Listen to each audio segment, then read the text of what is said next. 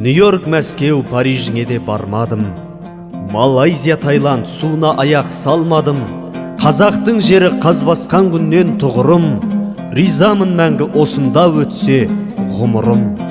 Мүмкіндік тапсам Меккеге ғана барармын. Бұйыртса Алла 100 мыңдап сауап алармын. Варшава, Лондон, Пекиніңді де көргем жоқ. Көрмедім ау деп ішім бір күйіп өлгем жоқ.